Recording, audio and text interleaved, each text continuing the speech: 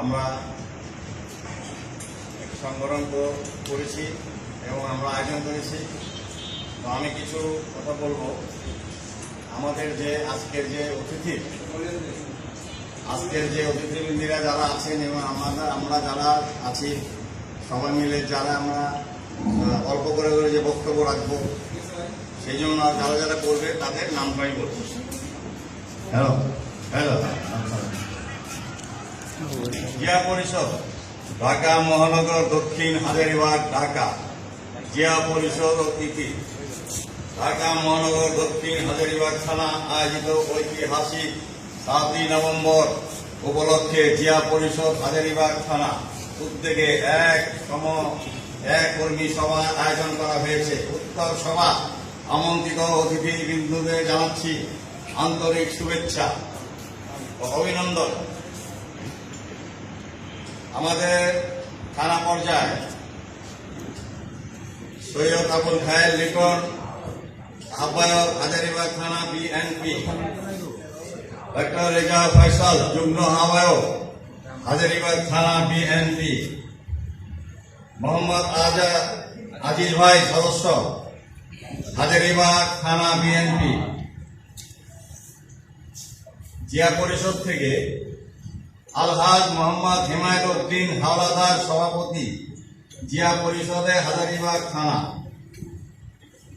মোহাম্মদ জামিল আহমেদ সাধারণ সম্পাদক জিয়া পরিষদ হাজারীবাগ থানা, মোহাম্মদ জাকির হোসেন সেলিম সাংগঠনিক সম্পাদক জিয়া পরিষদের হাজারীবাগ থানা।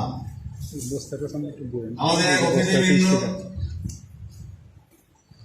জনাব প্রফেসর ডাক্তার ইমতাজ হোসেন, মহাসচিব জিয়া পরিষদ ঢাকা মহানগর, জনাব আব্দুল্লাহ মাসুদ সি, যুগ্ম আহ্বায়ক জিয়া পরিষদ ঢাকা মহানগর, জনাব অধ্যাপক আব্দুল কালাম আজাদ সভাপতি জিয়া পরিষদের ঢাকা মহানগর।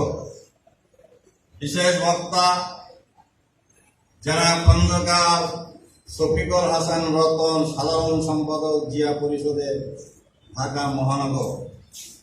প্রধান পৃষ্ঠপোষক advocate Mohammad Shah Alam, chairman Matador group of industry এবং জিয়া পরিষদের পরিচালনা কমিটির প্রধান পরিচালক ও প্রধান উপদেষ্টা।